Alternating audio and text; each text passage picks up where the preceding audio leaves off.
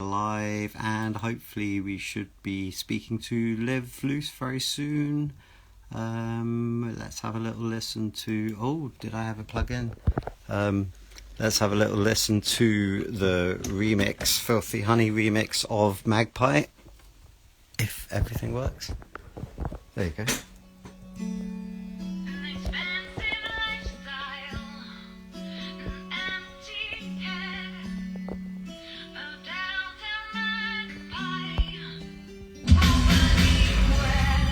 So, okay, this is it, just gonna go live with Liv now. Hello, everybody.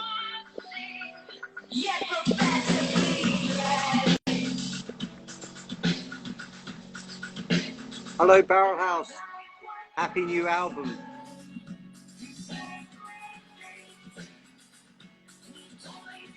So, oh, there it is. Oh, other way. Hello. How's it going? You know me and technology, it's always a bit slow to work out. I'm being honest, I was late on because I was like, oh no, my phone's so full, I wonder if it'll even work. So I was quickly deleting loads of videos off of it because they're the biggest things. So yeah. But yeah, how are you anyway? Yeah, good. Thanks. Good. Awesome. Happy release weekend. Thank you. Keeping warm by the fire. Yeah, is it? Yeah, how much fun! It's so cool to hear all the remixes and stuff. It's so cool. Awesome. Yeah, well, yeah, I mean, I do have like an idea of things to ask you, but it's in no particular order. So since you mentioned that, just quickly, if anybody doesn't know why we're talking about this, Liv has her first solo release, debut single, Magpie, on Bandcamp now, and it's got remixes by myself, Tiger Mendoza, the Filthy Honey, and MissMatch, and so that's what we're talking about. So with that in mind, any thoughts, on the, obviously, you know, apart from saying how amazing mine is, Yeah. like any thoughts apart from that? Obviously that's a given, but like the other remixes, or just in general thoughts about like, oh, how weird is, you know, that to hear that like that, or things of this nature. Totally. Before I go into that, hello everyone who's here. I just saw like people's names and people saying hello, so I'm just going to say hello to everyone who's joined. Thank you for joining us. Yeah, basically, I was really fascinating to just hear everyone's takes on it, because it's basically like, you know, hearing it differently. Like I guess everyone gets their opportunity to take it on board and do their thing with it, and it's amazing how I mean, like for example, we've talked about this before, like how both Tiger Mendoza, Ian, and yourself like went for 4/4, like, and took it into 4/4 mostly, and it's kind of like the timings, Liv. That's the only timing I know. It's probably in D as well, of being honest. Like I probably shifted it into D somehow because I don't only worry, really know D. it's played in D tune, so it's fine. Like, Right. but I mean that's the, and similarly, like the, you know, on the total other flip side, like Phil, who then like is a really faithful remix in terms of like it, you know, beginning to end is exactly like the song, but transformed. And you know, and he's the one like messaging me, like asking for what tempo changes are and like the keys, and I'm just like in the chord progressions, and I'm just sat there going, it's like the work out for him. Yeah, so I'd never have the answer for people when they ask those questions. I'm just like, I don't know.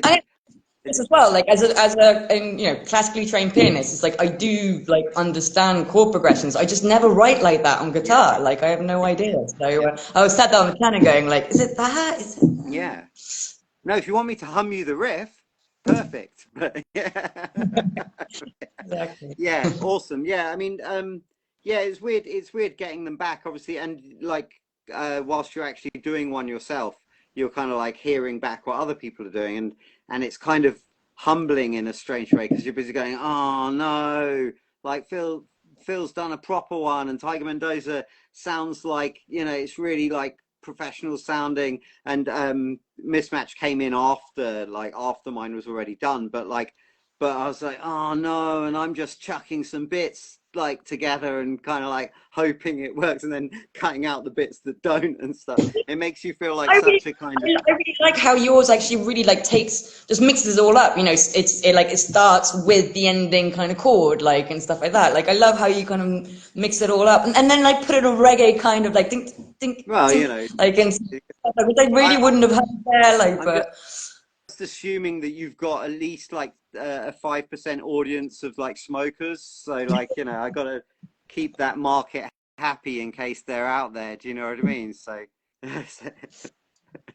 but yeah, so yeah, so okay, well, we'll go and we'll revert back to what I kind of had as an idea of form, roughly. And cool. so let's go back to the very start. What are your earliest musical memories, Liv?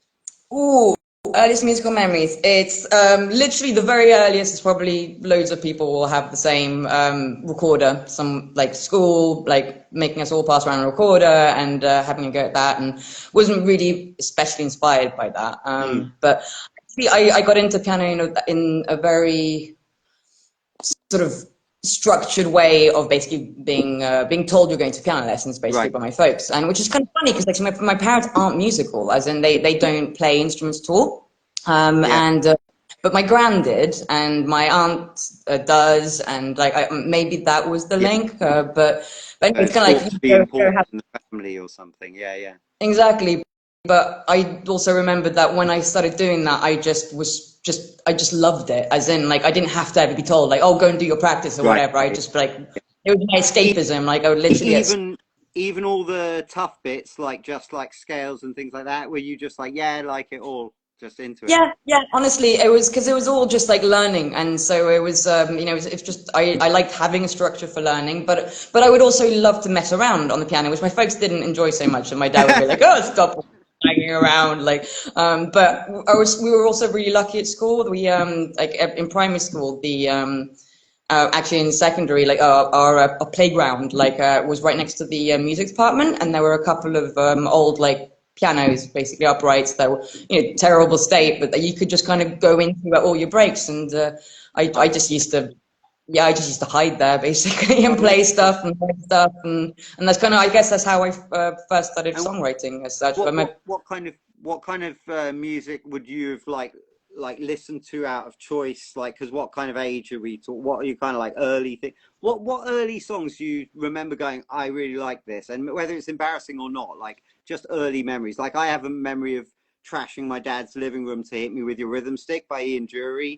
Like I just have that in my brain, and that like it's probably not like my favorite song or the first thing I remember, but it's definitely like a stark musical memory. So something of that nature, really. Well, the first album I ever bought, is then like myself, and I actually vividly remember being at Tesco's or like Sainsbury's checkout and buying my first album, which was Spice Girls. There was the first on tape, Yeah.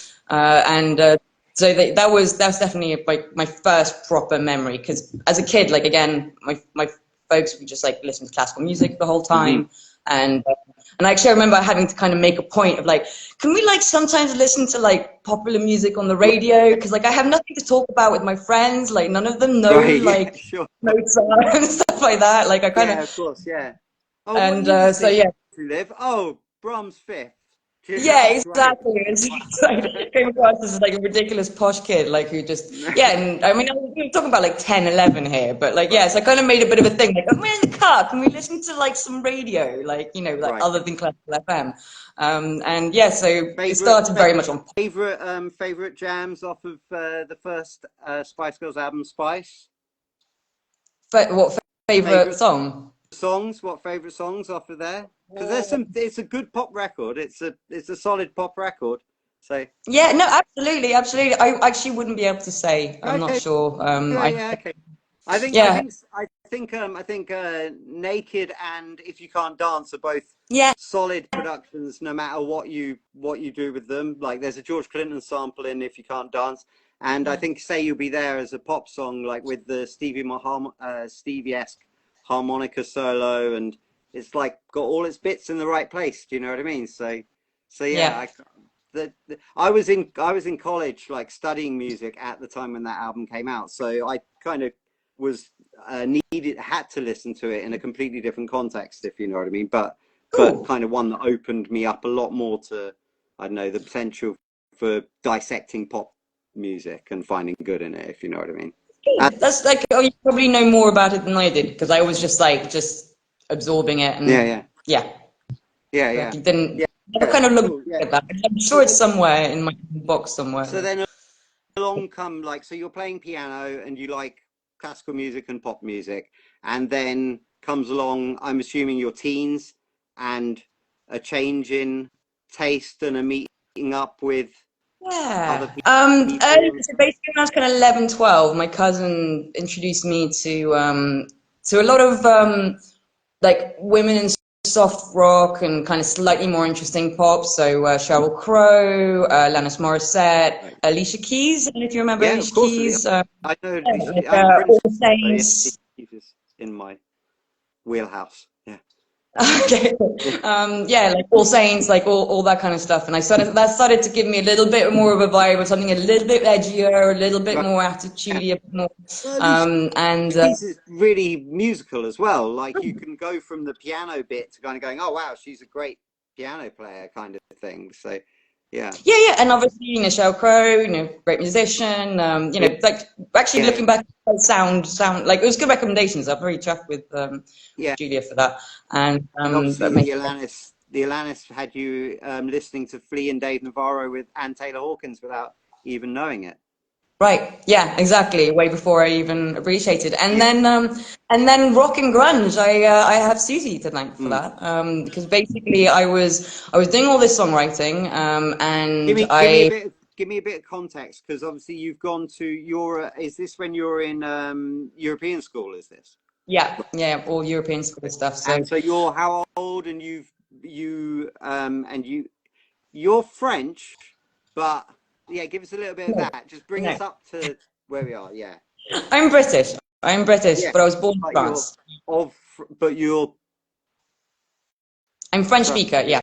Yeah, I'm francophone. So I'm British. I was born in France. Mm. My folks lived in France for a long time, and I was born here, and then we moved back to the UK when I was 5. But because I was kind of raised French as such. So when I came back to France, I didn't speak English. So I was British, but so we went to this European school because I literally couldn't speak English. So I went into a French section. So I was doing like all my classes in French until basically I finished the equivalent of GCSEs and then left to A levels in an English school.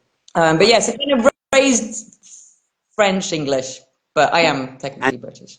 and then you come back to England, and and this is when you go to European school. Is this Yeah, so a European school from the age of 5 till 15.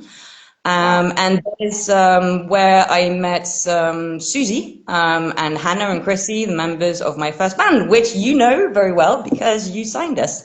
um, 15. Yeah. So yeah, that started a few years beforehand though. I was 13, I think, when I first approached Susie, if I remember rightly.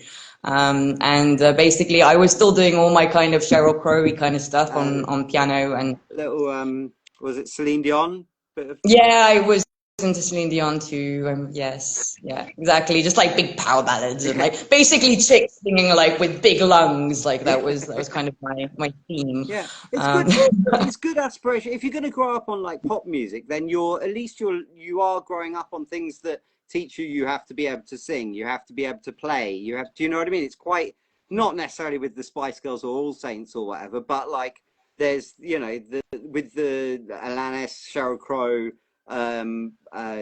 Alicia Keys and Celine Dion examples. Celine Dion not being a player specifically, but she's like a powerhouse vocalist kind of thing. So and actually, weirdly enough, I can't remember which one of her songs, but one of her most famous songs, like the main melody line, like I think I recognized it. I realized it's like literally ripped off, as in deliberately acknowledged as such. That it was taken from Rachmaninoff's Concerto Number 2 for the really. piano.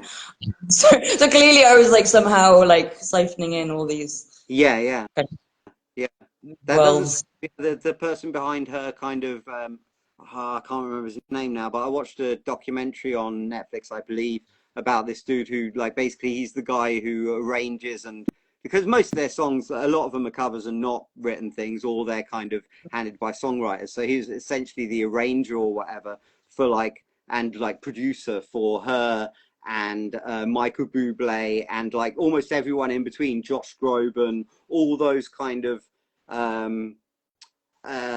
mainstream, really kind of, you know, super mainstream traditional kind of singer, kind of, you know, that your nan will like, and you know, and potentially some kid will also think is like, some really young kid will also think is amazing, if you know what I mean. But yeah, it's an interesting documentary. But yeah, anyway, I'll check so I it digress. out. Yeah, but Yeah. anyway, but yeah, so anyway, so then Susie comes along, first band, grunge. Yeah. Tell me about that. Yeah. So yeah, I approached Susie about doing some music together. I was just trying to find some people to do music with, like I would, and she was like, she was really nice. She was like, yeah, that'd be cool, but you know, like yeah, but I'm already like doing some music with this other friend of mine, and I was like, oh, cool, what are you doing? I mean, I'm happy to, you know, do whatever, as in like, and she was like, yeah, I'm not sure you're gonna really like it. It's quite heavy and dirty, and like basically she played to me for the first time, I think it was Radiohead and Nirvana, and I think much to her surprise and my surprise, I really digged it. And I was like, oh, this is really cool, and you know, the rest is history. So and then Susie, for everyone who doesn't know me, Susie and I were in a band together for like 18 Yeah, years. yeah, good, long, Together. well, many bands. Yeah. Which was kind of what I was going to get onto next. Obviously, then begins, obviously, you know, Quickfix. We put out the Someday. Someday Yeah, Someday Now. Now is the name of the EP, and One Day Someday is the name of the song. Yeah, and we put out that in 2002. Is that, I want to say? 2001, I think. As Was early it? as 2001. Yeah. Is it Yeah. really? Crikey. Yeah. Yeah, and so and then you're in, basically you go through a huge, like a very differing range of different kind of, essentially, for want of a better description, girl bands, although there are some with male members or whatever. It's largely girl driven rock bands and everything. So just like, I guess, just take us through just that in a kind of almost a bit of a nutshell about each one, like, and why it changed, you know, because obviously they're quite different bands. So, you know, from between Caliber and then All You Miss on to Charm Assault, there's actually, you know, it's not a linear, it's not a, oh, they're just doing this, another girl band the same type as they last did. Do you know what I mean? So tell me a little about that. Yeah. I guess I guess they evolved as we evolved, and as the people yeah, Pat's just 2001, confirmed it was 2000. fact check, Pat. Thanks. He's like, that's out there in on the CD collection working now. As in, so Caliber was basically four girls from school, like really young teenagers, just and the sound was way more. It had a little bit more funk in it. It was poppy and a bit more cheerful, dare I say. And then when Chrissy left, and we. I think you suggested Caroline, if I remember rightly. You, if I remember, Caroline, who was a drummer in Mr. Duck, so drummer in the Oxford music scene, who was same age as us, and we've been told that basically she liked our stuff and was interested in doing some music, so we worked together. So we met up with her and immediately got on really, really well, and that inherently, all the entire songwriting and everything changed as a result, because I think it kind of always does. Like even though it was me and Susie still, like you know, people always think, oh, it's just the drummer or whatever, but obviously that has a huge impact, like, because it totally changes the vibe, and then, you know, you're like what your kind of energy you're giving off collectively and everything. Like, so Well, I think that kind of Caliber kind of started as a four-piece, then went down to a three-piece, and then you're kind of doing the same kind of music as you were doing as a four-piece, but as a three-piece. So then when you've got a chance to do a new three-piece, then you actually start going, well, now we're a three-piece by intention. What kind of music should we make that way? Do you know what I mean? exactly. And I think, you know, that there was, I mean, Caroline and Susie were both actually very into pop, and that was the kind of thing that there was more their thing, so they were both really into like Kylie Minogue. Ironically, considering the beginnings, like so quick. And it's Exactly. already It didn't take that pop. It was more that kind of like making everything really like focusing on the melodies and on the harmonies, and like making everything like succinct and catchy songs, but at the same time, we were really about like giving energy, and we were, we have really quite diverse influences collectively, and I think that really helped. Also Caroline had a strong classical background too. She was an oboist and a piano too and stuff. Like I think we were quite open to playing around, but at the same time we would. During All You Missed, we were very much focusing also on trying to get signed, and so there was quite a commercial drive on that side too, and I think that affected the way like the music was orientated too. I mean, it's funny to say that now, because obviously, like for the time, absolutely, like 100%. But now, if you listen to it, it would sound around about as poppy as like Dookie or American Idiot do, or like, do you know what I mean? Yeah, like that was the idea. I do like rock pop, like, kind of thing, in terms of something that was like, like Nirvana at the end of the day, sure, great pop classic. Great. Bubblegum, That kind of an element of bubblegum about it, yeah.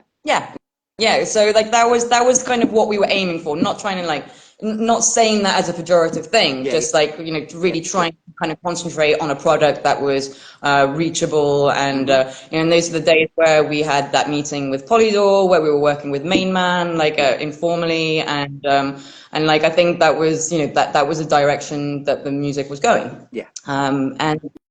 And then we stopped playing music together and ended up focusing on the end of our studies and stuff. I think that kind of we spent a lot of energy on it, like during early uni days, and we were just, while Susie and Caroline were driving me around, because I didn't drive at the time, like all over the place. We were doing a lot of gigs and we were just knacking ourselves out. I kept losing my voice like non-stop. I think we burnt out, is kind of my memory on how that ended. Still love you, Caroline, Susie. You're all still lovely. We're still in touch. Great stuff that at some point, like maybe we should try and actually get just online so that people can hear it, because it was good music. Like I was always like, I always felt like there was a kind of like, in Oxford there's always a very good a healthy competition which keeps your bar like really high for like whatever it might be. If it's for doing angular weird stuff, it keeps your bar high for doing angular weird stuff. If it's for writing succinct like bangers, it keeps your bar high for that. There's a very good overall standard of music in Oxford. I certainly, at the time when we were all doing that stuff, I felt like everywhere you looked you could see someone who was giving it a pretty good shot, whether like over there Winnebago Deal, over there I don't know, listing all the various bands, if you know what I mean. But so I always felt like you guys were kind of like, every time you had something new, it's like, oh, what have they got then? Do you know what I mean? Well, that was the joy of like musically speaking being brought up in Oxford, because there was just like such a dynamic scene, and there was like everyone was taking it seriously. I mean, maybe dare I say sometimes too seriously, but like it was like you definitely felt as if you were kind of surrounded by people who were like really working on what they were doing, like it was that like when you were going through the gig. Exactly. Phil, like the Filthy Honey, who remixes the track on the EP for Context, it like I learned tons from Phil in terms of just how like to get a band going and running and like do the right things at the right times to make it all actually like kind of have some kind of progressive nature to it. You know what I mean? So I mean, like I was always learning like all the time in Oxford. It's funny to say I was always learning in Oxford, because it kind of goes without saying, doesn't it? But yeah, it's a funny.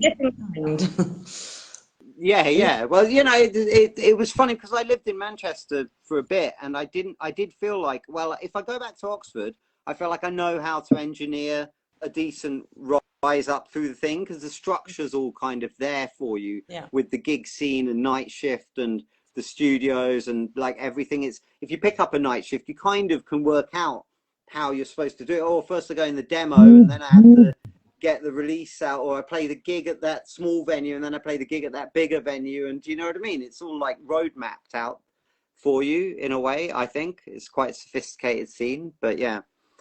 So anyway, so then what happened after All You Miss?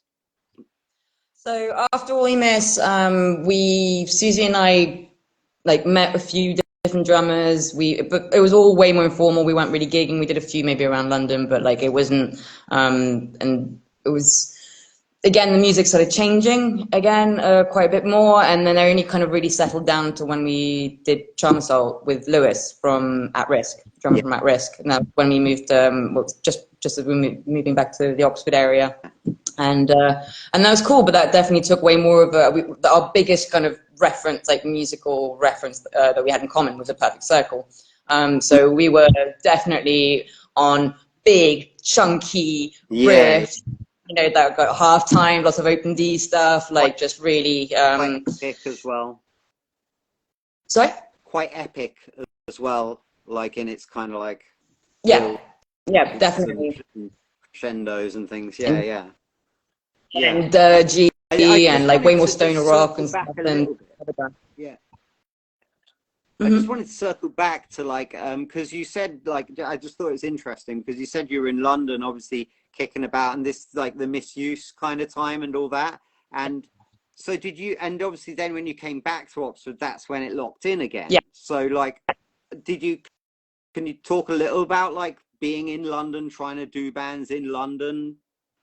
Honestly, I mean, given the fact that we weren't doing much, like we did a few gigs, I think one in Soho, I couldn't even tell you the name of the venue. Susie, you probably remember that better than I did. We didn't do much, so like I wouldn't be able to tell you much scene-wise. We did a lot more with All You Miss around London, so the Garage, Camden Purple Turtle, all of that was way more through All You Miss. But did you enjoy all of that? Yeah, it was different. It was different. Like I think everyone who's been some part of something like the Oxford music scene who then goes and does London gigs, there's always that kind of I guess the oddity of having the total anonymity, you know, the whole like paying to play, the like, you know, things like that, like kind of grate a little bit when you come from somewhere which deliberately nurtures a movement. Promoters make a big effort to create a gig and a lineup that will go well, that will attract crowds, and all of a sudden you're in London and they'll put you on the same lineup as bands that have nothing to do with you. That the audience will never like the same. And so literally you'd have an audience going for one band and then they'd all leave, and then you'd then have another audience signing up for the next band, and then they would all leave because none of them wanted to see each other. I mean, found that really, really weird. But yeah, with misuse, waiting around in the cold and the rain to play and feeling ill before and after you play all the time. I don't know. I just associate playing in London with always like feeling like, have I got a cold? Am I going to be able to sing? Do you know what I mean? That's the underground nose. That's the underground rain nose. Going, oh, I hope it goes all right.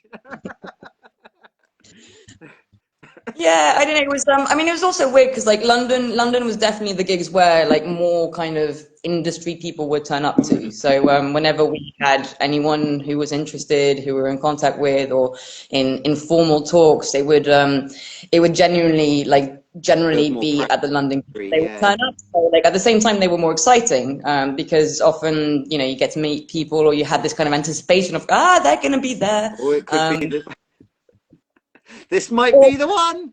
Yeah, like the perpetual dynamic of being in a band. But I mean, because obviously it's different time back then. These things, I don't know how relevant they are now. I mean, A&R, does that even exist anymore? Like I know, it's important to for anybody who is watching this and doesn't kind of know, back before we were all in bands, there were literally like people we knew were just getting signed to like the same label as like the Beatles and things like that. So it was like, oh, we should all do this. And then everybody did do it for a while. And a surprising amount of bands were kind of, you know, making headway in various, either independently or being signed and stuff. And so it was a thing that you could actually potentially do as a career. That's again, when you say about, you know, or you miss like that you were trying to do it like kind of properly or whatever. It was a realistic, proper thing that you could potentially do. Do you know what I mean? It wasn't like, oh, and we'll hold down a job at Costa as well. Do you know what I mean? Like, Yeah. Yeah, yeah, no, I mean, we were really genuinely in conversation with some, cool names. Like, the main man was Tony DeFreeze's thing. Like, yeah, I mean, we were signed to a music lawyers group that was it's called like Edge or something like that. Yeah, like as in they were, yeah, like as in it wasn't an unrealistic prospect. Like the fact that we yeah, didn't, I think, has a lot to do with the fact that we didn't deliver, or I mean, or people didn't kind it's of impossible capture it. to know. Things move so quickly as well. Like you can be doing something at the beginning of a year, and by the end of the year of a development thing, then it can be like, oh, the things changed, everything's changed, and what we used to be interested in you for isn't even a thing anymore. Do you know what I mean? So, Well, and back then, like back then, music did really change really quickly as really, well. Like every few years, it would be a new thing, and the old thing was kind of like jettisoned. Do you know what I mean? So exactly, because when we were kind of first starting out, like stuff like Feeder and Idlewild were like really big, so all that kind of stuff, like had been kicking around, but all of a sudden like we're making it big and stuff, and like by the time that we were actually like in London and having these conversations with people, indie was the next big thing, and we weren't indie at all. yeah, yeah. So that had, I mean, I'm sure that had something to do with it. I mean, I'm not saying, oh, if all of a sudden we started playing indie, we would have been huge. Like that's not No, no, of obviously to course say not. like it never works like that, but like I was also Well, it conscious. does look like that for some bands as well. There's plenty of examples of bands who quickly went, "Oh, is that what's going on? Okay, I'll do that then," and it worked out perfectly fine. Even like bands I love, like Stone Temple Pilots, started out as Mighty Joe Young, who are very much like the Chili's. Do you know what I mean? So and then along comes grunge, and it's like, oh, let's just down tune everything and like and play it like Alice in Chains. Do you know what I mean? It's like, but It's yeah, cool to evolve. It's like like it's cool to be inspired by new movements that are around you. yeah, Like it's not absolutely. necessarily a pejorative thing either. Like it's it's good to adapt and And it was grow a and everything. very it was a very healthy thing, I think. When the every so often the scythe of of cool taste would come across and chop away a load of stuff and go, no, not that anymore. We're going to do you know what I mean? Especially when Nirvana came in after everything that was going, it shows that sometimes it is necessary to burn it down and start from the Yeah. bottom again, if you know what I mean. So, but yeah, so okay, yeah. So I don't want to make this. Oh, we're actually going all right. So yeah, so we should probably around here mention two things that. Well, actually, first, yeah, Pat. So Pat, obviously, he's already been in your life a little bit by this time, Yeah. quite a sizable amount, anyway. And so just talk a little about Pat, because obviously he is in the band and your kind of musical collaborator more than just being the drummer or whatever. So yeah, So yeah, Pat Pat and I, time. Pat time. Pat and I met when 23 years ago, and we started going out. But for many years we were like going out, but we weren't in bands together. It was only when I joined Smilex that we first started doing music together. That was kind of looking back at it, ridiculous, like that I didn't make use of that connection sooner. But it's yeah. So it was only when Jen went to New York, and she asked me to play in her stead. So I joined Smilex and started playing with Pat, Right. and that's the start of our musical collaboration. And it's only since COVID. So we moved to France about 8 years ago, and that's when And got Smilex married. effectively And you got disbanded. married. Yeah, and we got married in 2012, yeah, we left to start a small holding in France, and that's why, I mean, Smilex, like, I've never properly disbanded, but, like, Well, um, we don't die. We just we won't ever die. We'll just keep on crawling out of the grave when people least expect it, I think. exactly. So yeah, so when basically it's, you know, when we first moved to France, we were just so full on with just getting involved in smallholding life and trying to do up this place and trying to live self-sufficiently and just basically, I mean, we moved to smallholding in France because basically we were just like disillusioned with modern life and we couldn't really, you know, we were staring down the tunnel of just careers and just normal life that with all its expectations Traffic. and all its Yes. pitfalls and like the treadmill and everything like that, which obviously plays into the lyrics of Magpie. Yeah. But we were just staring down that barrel and we were terrified about the prospect of climate change and the fact that it wasn't an important part of the discourse, political discourse back then. And so we just like, we honestly were like, stop this, like, let's just go and create our own little universe somewhere and escape and try to make a difference in our own small way. So that's what we did, and we were so full on to that we weren't really doing music at all. And then COVID hit, and I basically had been for years writing solo material on guitar, which I pretty much learned to play to write, because being a bassist and writing songwriting, it gets, when you're doing it solo, it gets a bit frustrating. Sure. It's limited. It's cool to do with a band, and but you don't really sit there going and like just funking away to yourself, do you? So I suppose that can you do for hours. Once you start doing it, you can just do it forever and just go yeah, I know. I'm almost nervous about talking about this in case like I have half of my like followers unfollow me when what I'm about to say. But like, no, I refuse to play slap bass. I hate slap bass.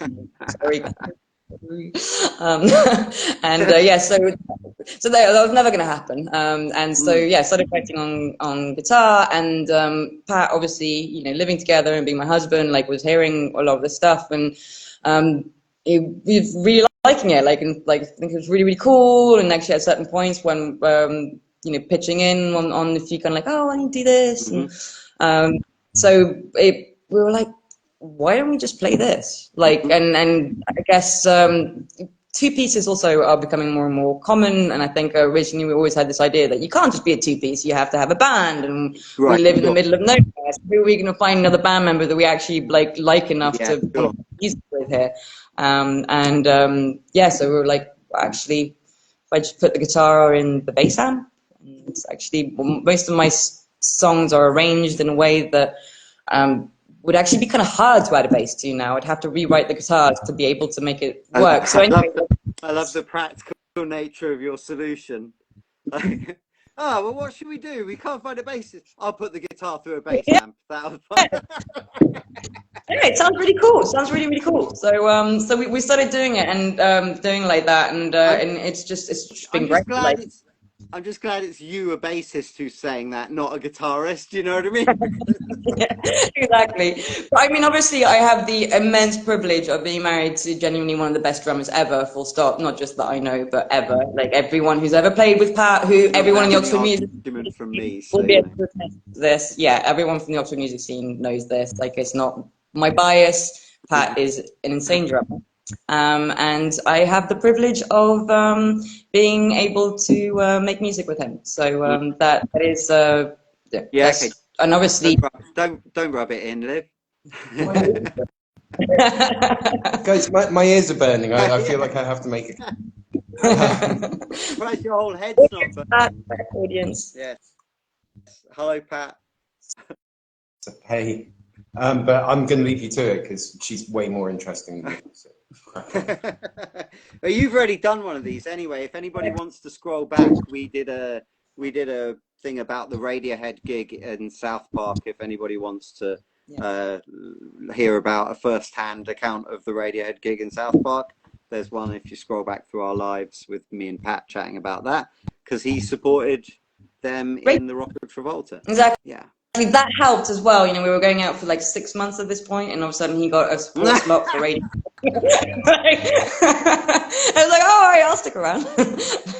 kidding. And then you just went to France. It's like, oh right, I thought we were going to just hang out with Radiohead forever. Like, A few years in between, but yeah. But yeah, so no, actually, what it all went downhill. He joined Smilex after that, and then it's like, oh right, okay, all those dreams are dashed. But yeah, so okay, so you kind of mentioned about a break from music, and obviously you kind of hinted, obviously during the pandemic, that you were kind of getting back into it. What changed about like your approaches? What did you learn? What did you decide not to do upon coming back? Like, was there that much thought involved in it, et cetera, et cetera? What was it like returning to music? I'm not sure how much I thought about it in that way, but obviously the big difference is the fact that it's an entirely different era of music. I mean, social media, bearing in mind by this point, I still had never had a smartphone in my life. I'm a thorough Luddite, for all of you who don't know me. And I basically got a smartphone to create well, I got a smartphone partly because everyone bugged me about the fact, kept bugging me, and I was just like, if I get one, then everyone stopped talking about it. So I did. And also, dare I say, to create social media accounts for my music. So, but at the same time, it's kind of going into that like whole world of social media way after it's all started. To do music, so I'm, total noob, as you know from having to hold my hand throughout this whole process. You guys don't know how hard Liv is working. Just like if you just see her doing normal, what you see is normal social media, like that is super effort from Liv. So well done. That's like, well, some people just do like so naturally, like young people, they're just like, oh, but just doing this thing. What are you doing that for? Oh, just for fun. It's like, oh my God, that's like, you're faster at doing your fun than I am at making my, I'm trying to constantly, I don't know, I just, struggling to keep up with it all. As we were saying earlier about the sheer like content creation and the admin and the scheduling and all of this stuff. Do you know what I mean? Exactly, making sure people's comments and the radio plays aren't forgotten about or missed out, or I'm definitely foreign to all of that, and then obviously also starting the band in France. So it's in the middle of rural France. It's like before it was living somewhere like Oxford or in around London. You're just like, okay, well, I'm in a band. Well, I'll contact all these venues and and get into scenes and stuff. Well, it's like there's not that there isn't music around here, but it's it's a very sparse population. It's a very remote part of the world, and just having that kind of centrality, we're way outside of that now. So it's way more remote, and so I'm just rediscovering it. So honestly, I've just been focusing on making music that I think is good, and that I'm loving doing, and that's why also, because of the remoteness and stuff, we invested in a little home studio. So we've been recording from home, which also given me a huge, I guess, new series of opportunities in my creativity and stuff, because it's like, oh right, I can just like do this whenever and do it how I want, and it's different, definitely different. Yeah. Taking the rain.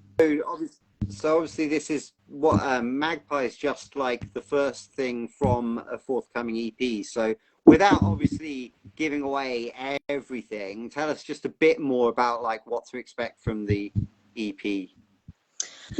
So the EP is a deliberate attempt to try and showcase the diversity, I guess, of what Pat and I do together. So we've got an acoustic song, we've got Magpie, so guitar and drums, we've got another song that's bass and drums only, and then we've got a piano and drums song. So like literally, I mean, it sounds a bit corny, but they actually sit really well together, and the idea is just to kind of show the diversity, I guess, of our sound, or then the diversity of like what we do, but at the same time the consistency of the sound that's created despite that diversity. Right, yeah. I think that's really well together. I mean, it's all recorded, and I think it's like looking back and going like, it's us, like it's me, like it's like it really does sound like me, but at the same time it's kind of like, well, you know, got all this stuff, like all these instruments kicking around, like let's just try and do cool stuff with them and like see what it turns out. Like kind of essentially, you know, whilst the songs, like I've been sitting on them for a while and like I wrote them like very much by myself a while back, which is why they've been released under my name rather than us creating a band name, because like it has been like essentially my collection of solo material. But at the same time, I think EP is really does well to kind of show how we've developed a sound together that is quite, I think, dare I say, relatively unique to us, like and big for very minimal instrumentation. You know, like we really do record it as like, you know, bass and drums. You know, there may be like tracks on because I keep adding mics and stuff like onto the same thing. Like it's not. It was funny with the Magpie when I was like, oh yeah, just like you just add a guitar there, and I was like, actually no, there isn't. There's no other guitars or whatever. It's just this. You've just got the amount of essentially inputs that you've got or whatever. You know, like as you said, the mics on the different cabs or different cones of the cabs and stuff like that. You know, it'll be different. So yeah, so it's it's very organic. It's nice to hear in an age where, and also with like your funny timings and things like that, it's really dynamic playing, and it's really nice to hear in an age where almost nothing is dynamic and almost nothing is kind of like has that kind of strange bittiness in a strange way, where like it kind of stops and the drummer does a little thing and then it does the next thing. Do you know what I mean? Like music isn't really made like that for most of what you hear anymore, so it's kind of stands out quite a lot, I feel like, as being quite organic by comparison with anything, even though it's obviously recorded digitally and stuff. It's not like you went to like 8-inch tape or whatever, do you know what I mean? No, and exactly. It's not like you recorded all live or whatever, do you know what I mean? It's still relatively put together, but it has an organic feel about it, you know. Yeah, but at the same time, you know, the drums are one take. I mean, they're not the first take, like I think, but they're only about the fourth or the fifth, and like we deliberately, we could have really got, you know, given the fact that it's a home studio, we really could have gone down the line of we're gonna do 1,000 takes, we're gonna like put them all up together so everything is perfect and stuff, and I think I've always released anything. Even never release anything, or just make something that just that doesn't really sound like you anymore, or at least like doesn't capture the dynamics of a live show, and like that's really how we were aiming on recording, was just trying to capture the vibe that you like, a good vibe, a good take, like one that has energy, one that has feeling, one that has like the right pushes and pulls and stuff like that. Like, you know, it's done to clicks, but at the same time, you know, we tuck them in there on the headphones when we're recording, so we're not too overly driven by it, so that you get all the guitar ones like started recording to a click, but actually I ended up just dropping them out and playing to pat, so that you could get that way more of that vibe. And I think that's you know, yeah, obviously it's Pro Tools. Yes, there is editing, but it's pretty faithful. That's the approach that we chose to take. Yeah.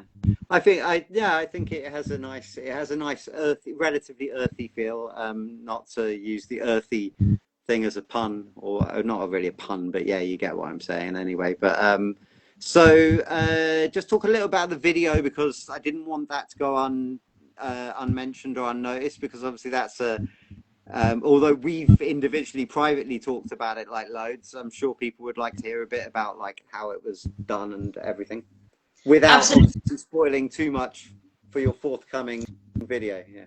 I was going to say, because for all the detail, there will be there's a making of video that Anto has been preparing, which is genuinely quite funny. So I'll leave most of the details for that. But basically, a friend of ours who we met here, Anthony Ficarelli, who's a Tahitian, he is a multimedia specialist, I guess is the term. Like I think graphic artist, graphic designer by trade, and he got himself a camera to try and do like videos for like businesses and stuff, like promotional videos and things, and so basically I managed to strong arm him into doing a music video with us, and yeah, it's incredible. Like you know, he's really talented and very, very professional, and took a really took it really, really seriously. And so we spent 2 months basically hanging out and planning it and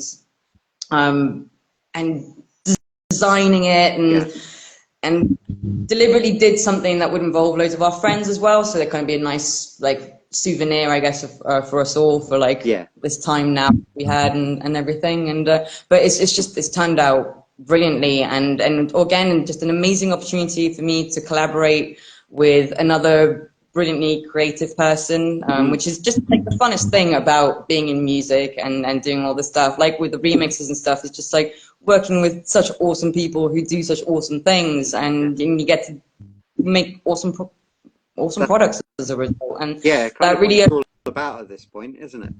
Yeah, exactly. And I think that's like, I'm just so proud of the video, and it really is like totally the result of everyone who was involved. And he's a very technical person. I think he did all the photos, all the photo shoots. So I've been there's an element of it's a very technical video in the sense that there's an element of like it's not a one shot, but it's got that kind of a feel, and a lot of long shots. It is 2 1 shots.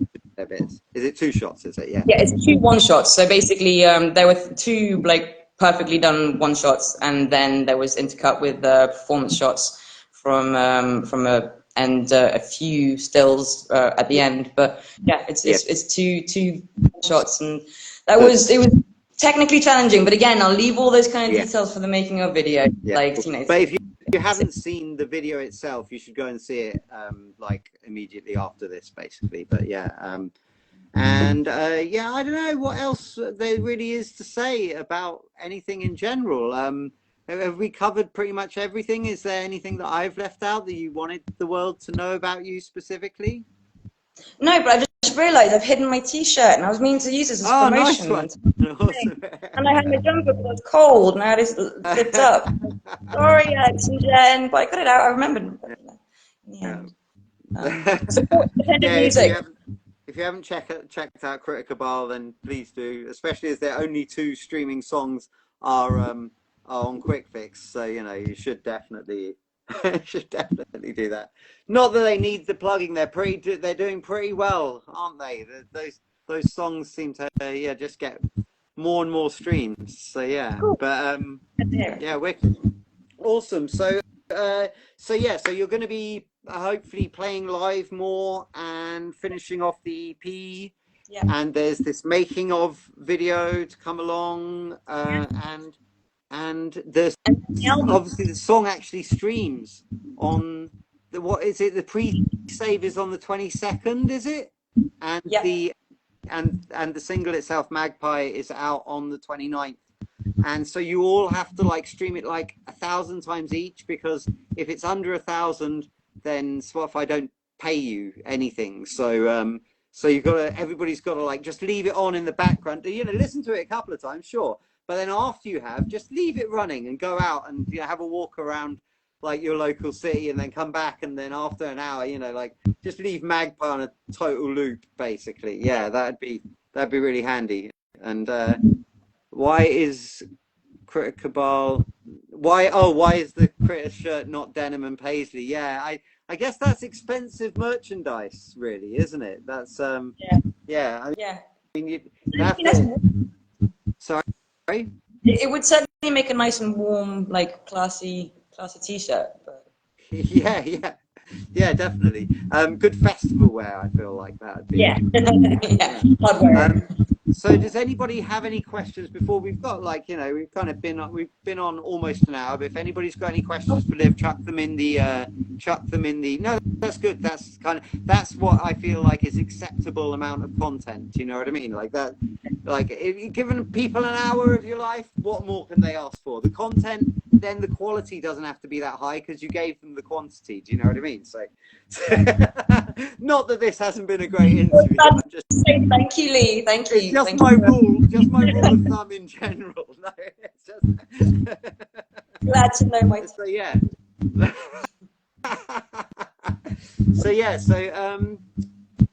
Whilst we're waiting to see if anybody does have any questions, just tell us a little about what gigs you have done and how they went and how you enjoyed them and stuff. What, as in over my whole life, or no, just as the duo? As a duo? Yeah. There's a few bits of footage on your YouTube, is there? Yeah.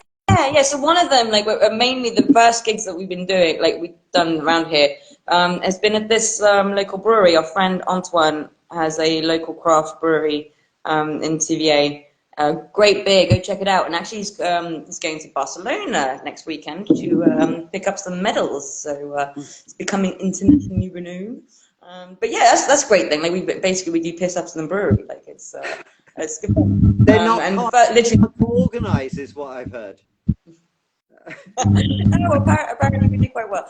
But yeah, I mean, it is like literally the first gig I think we got paid in beer, which we were absolutely delighted with, like because it's like the beer is really, really good and we drink it all the time. And because you didn't have to drive home. Yeah. Actually, I think we did that time, but yeah, genuinely we But no, we often when we play there, we leave our kit and pick it up the next day. Like as well, of course, yeah. And we walk back from there. So, and then huck a few barrels of beer into the kick drums as like slide. God, your kick drum's heavy, Pat. Yeah, no idea. Makes this weird sloshing sound when you're carrying it around as well. So yeah, cool. Well, it doesn't look like there's any questions for you. It seems like we've answered everything that anybody could ever want to know about you. So quickly tell us all the social media links and all the websites and things that people need to go to. Cool. So check it out at Liv Luce Music. That's my handle, and www.livlucemagpie.com, and YouTube channel as well, where you can find the video and any other videos, including the making of, when it comes out. That is again at Liv Luce Music. Cool. For the channel. So yeah, and thank you Foundation for Feathered Friends for putting my handle on there. That means I can. I guess with your single being called Magpie, it was a sure win with the Foundation for Feathered Friends, wasn't it? So, yeah, cool, wicked. Okay, well, I will play us out then with where is it? Have I got the Tiger Mendoza remix and see if that's around? Actually, let's go out with the MissMatch because that's right here. Oh no, here it is. So the Tiger Mendoza remix goes a little. Thank you very much, Liv. That was lovely to talk to you, and obviously good luck. I want you to do. You doing well is me doing well is you doing well. So yeah, hope it's all wonderful in the future. And please do, if you're watching this, do go check out the Magpie video. Do pre-save the single on the 22nd. Do check out the Bandcamp with all the remixes. And if you're feeling, like you've got lots of money, then, it's pay what you want. Any amount is welcome. There's no amount too small. So, yeah. And thank you very much, Liv. Thank you, Lee. Thank you for the support. Thanks for the chat. Always a pleasure. Cool. Yeah, you can sign off and I'll leave this.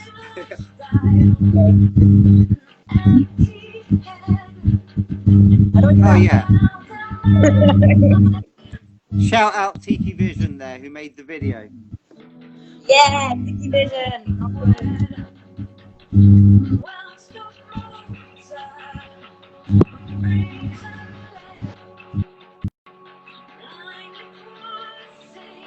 Okay. Thanks for tuning in, guys. I'll see you. Go and check out the Bandcamp. Go and check out the video. Thank you very much. Hey, the exact opposite. Happy new single soon.